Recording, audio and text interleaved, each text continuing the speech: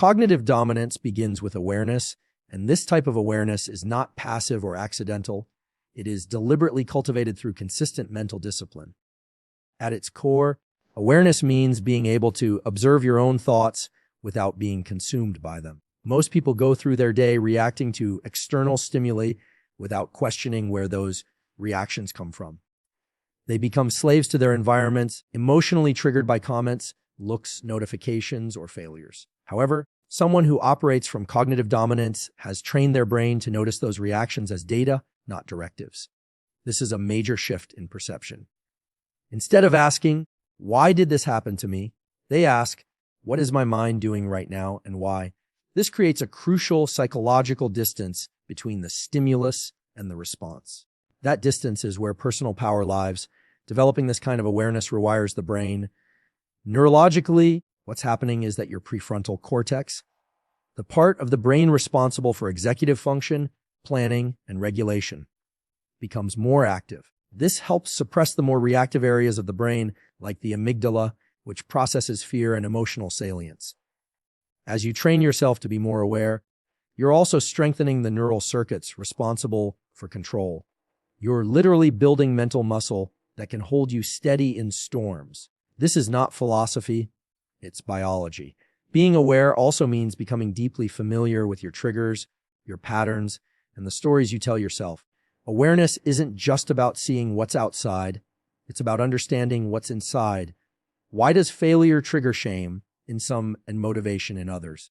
Why does silence make some people uncomfortable while others thrive in it?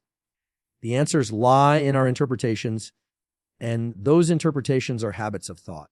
To dominate in silence, you must first learn to witness these thoughts as patterns, not as your identity.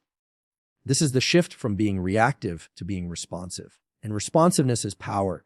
Once you begin to see your thoughts as objects you can analyze, rather than identities you must defend, you begin to make space. Space between emotion and action, between thought and reaction, between chaos and clarity. This space is not empty. It's full of potential. It's where strategy is born, where intention replaces impulse. In a world that rewards speed, the ability to slow down and remain aware is an elite skill. It is where mental dominance becomes visible, not through loud assertion, but through calm precision. The more you practice this form of self-awareness, the more calibrated your thinking becomes.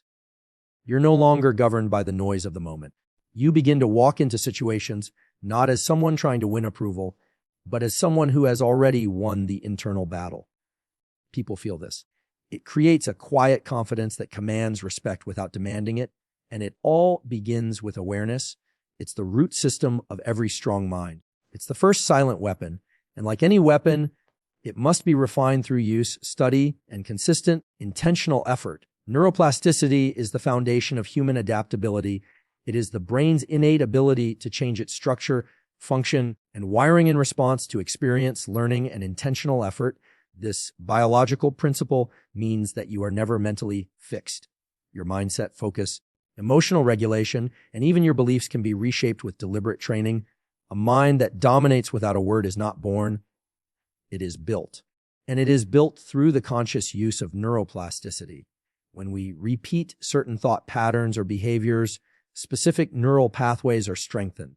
The more we activate those circuits, the more efficient and automatic they become. This is why negative self-talk or reactive behaviors often feel hard to change. They've simply been rehearsed too many times. But the same mechanism that created those patterns is also the key to replacing them. By understanding that the brain changes in response to focused attention, you gain the power to intentionally train your mind. One of the most powerful tools for doing this is mindfulness. When you engage in mindful awareness practices, you are training the brain to focus and return to the present moment. Functional MRI studies show that regular mindfulness increases gray matter in areas related to attention and emotional regulation, while reducing activity in the brain's default mode network, which is often responsible for wandering thoughts and rumination. This gives you the neurological framework to stay calm, present, and in control, qualities that amplify silent dominance. Another key practice is visualization. When you vividly imagine yourself succeeding, handling pressure, or remaining calm under stress, your brain activates as if those scenarios were real. Neurons fire in patterns that mirror actual experience. This primes your nervous system for excellence before any action is taken. Elite athletes and performers use this technique for a reason. It works. And when applied consistently, it ingrains confidence and composure deep into the brain's circuitry.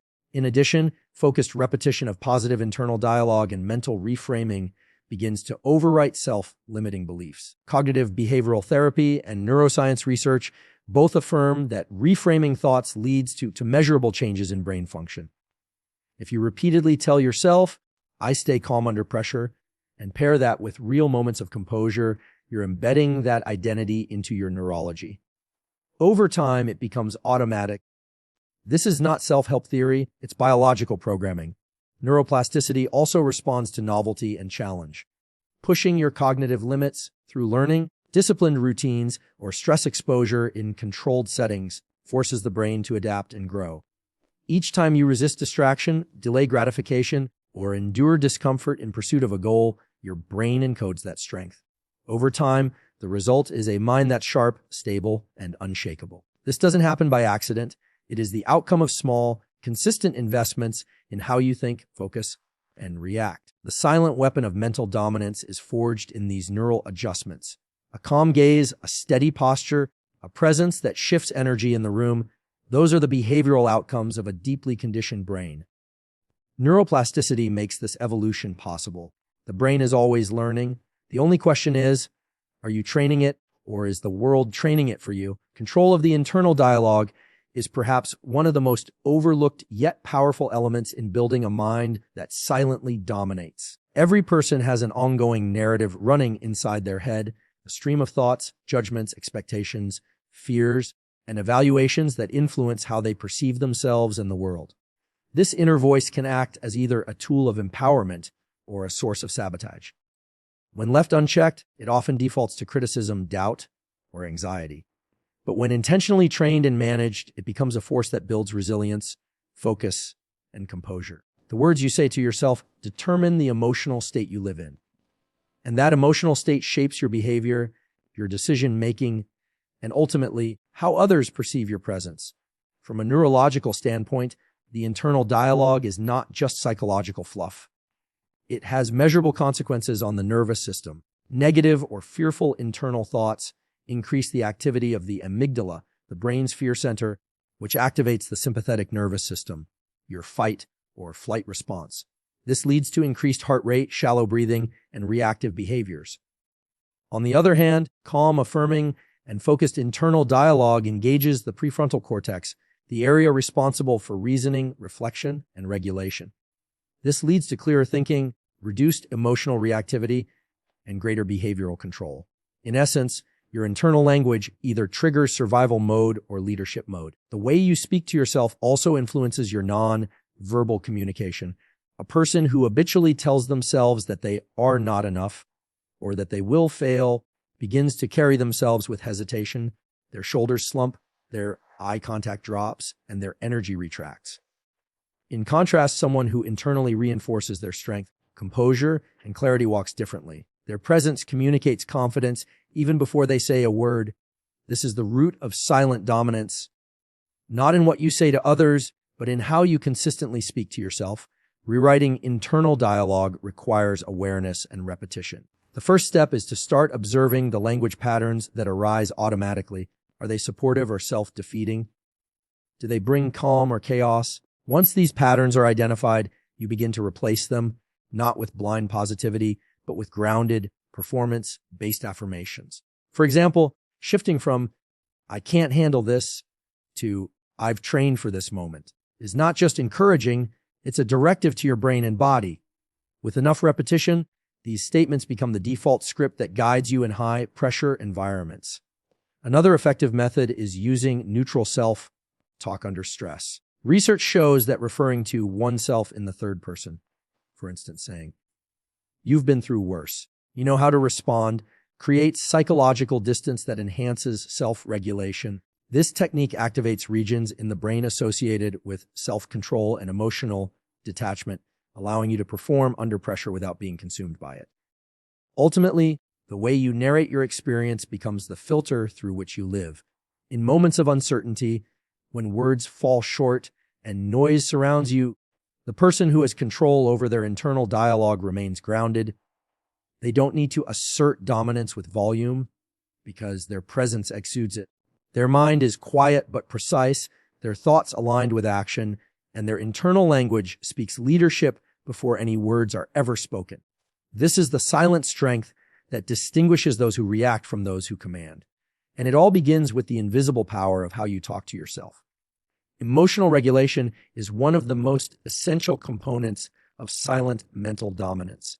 The ability to remain composed under pressure, to resist impulsive reactions, and to maintain inner calm in the face of uncertainty is not only a sign of strength, it is a competitive advantage.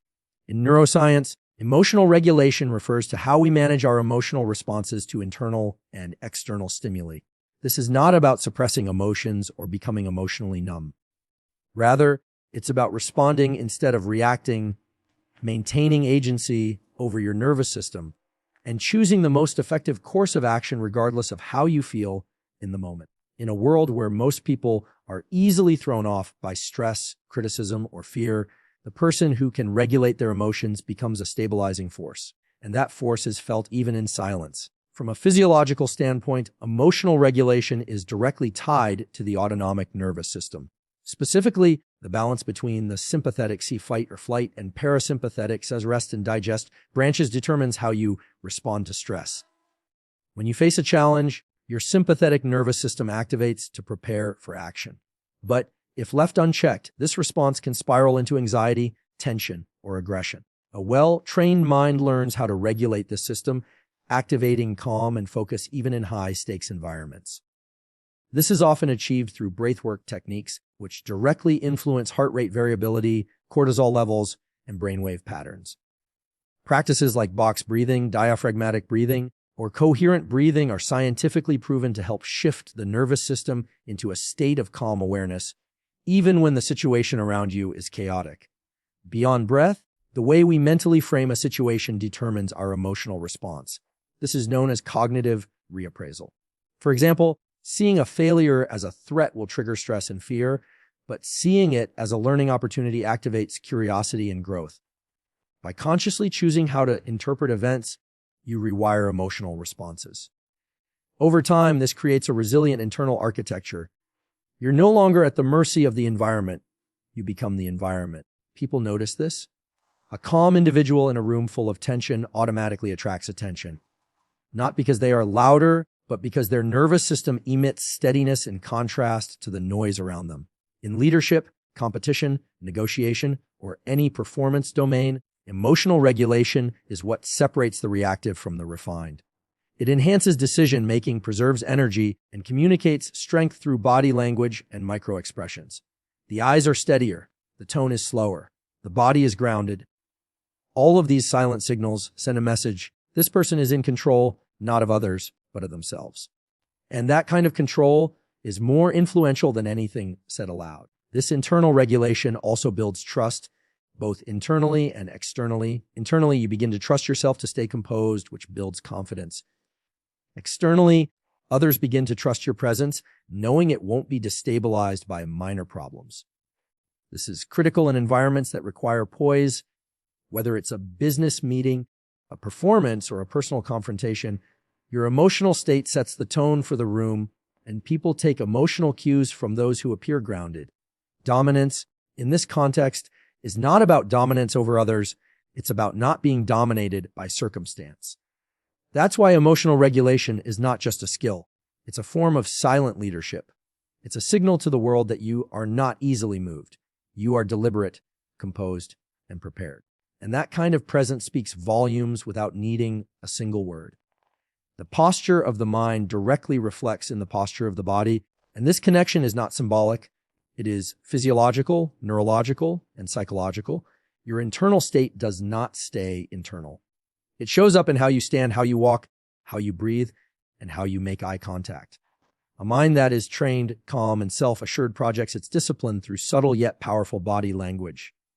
The spine aligns, the shoulders relax, but don't slump. The facial muscles are neutral and composed, and the eyes remain focused, but not strained. These aren't random traits, they are outward signals of internal coherence.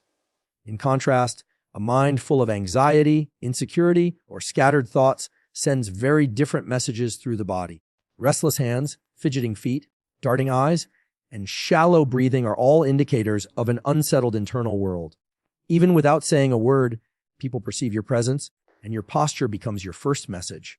This mind-body connection is supported by neuroscience.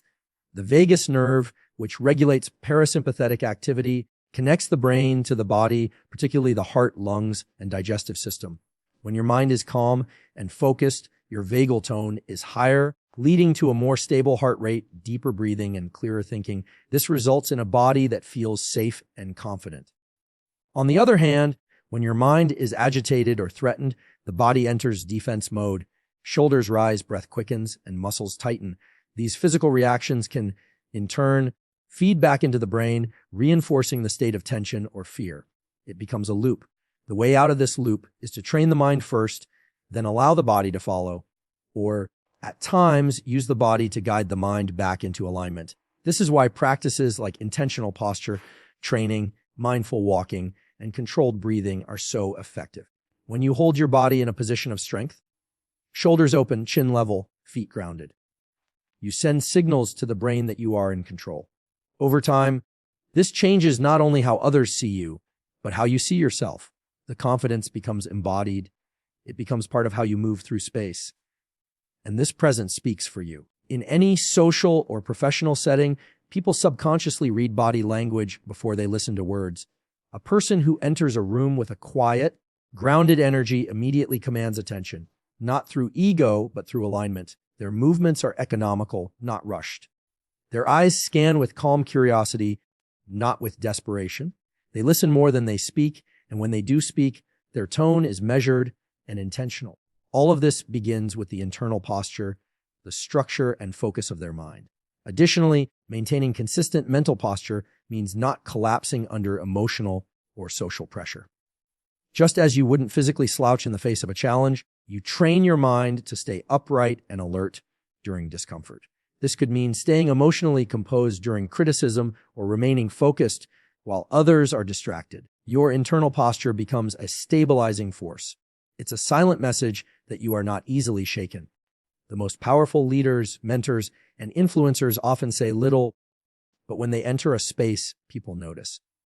This isn't charisma in the traditional sense.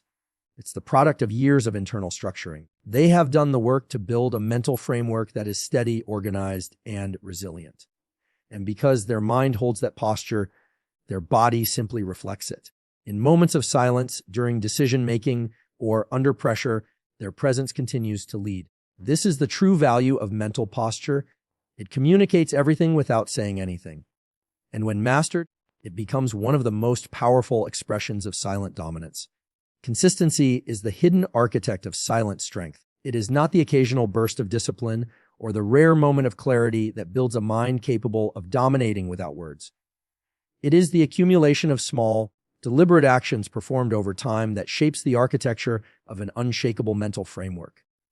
In neuroscience and psychology, we understand that the brain does not change through intensity alone.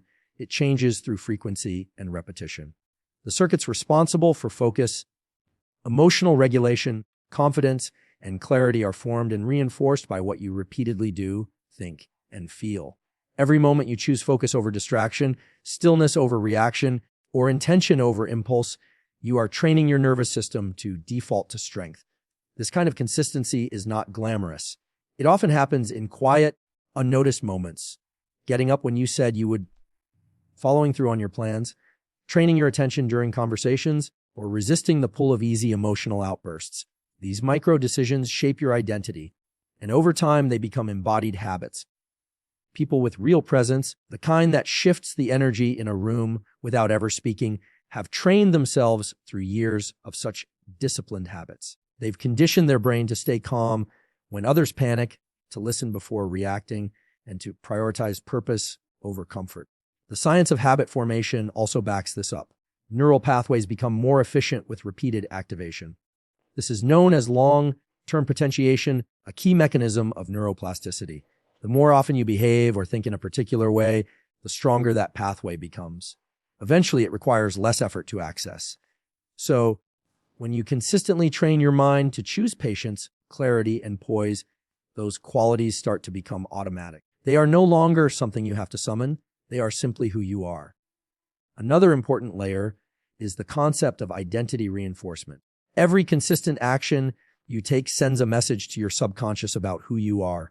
When you consistently finish what you start, remain disciplined with your habits, or maintain composure under stress, your brain registers those actions as part of your identity. Over time, the thought, "I am someone who stays calm," or "I am someone who sees things through," becomes more than a thought. It becomes truth. And from that identity flows behavior that doesn't need explanation. People sense your integrity before you speak it. They feel your clarity before you explain it. Consistency also sharpens your self-trust. When you do what you say you'll do, even when it's inconvenient or uncomfortable, you strengthen the neural links between intention and execution. That link builds confidence, not the external, inflated kind, but the internal certainty that you can rely on yourself. And this is one of the most magnetic traits a person can have. Others feel safe in your presence because your energy is not erratic, you don't flinch under pressure, or need to dominate conversations. Your actions already speak for you. This is where silent dominance is born, not from a desire to control others, but from full control over oneself. Ultimately, consistency makes your strength invisible until it becomes undeniable. It's not built in a day, and it doesn't require applause. It grows in the background, in the spaces where most people cut corners or compromise. And over time, that silent strength becomes impossible to ignore. You won't have to raise your voice, prove your worth, or chase attention. You'll carry an energy that communicates discipline, purpose, and confidence without ever needing to explain it. That is the mark of a mind forged by consistency, a mind that dominates not with noise, but with presence.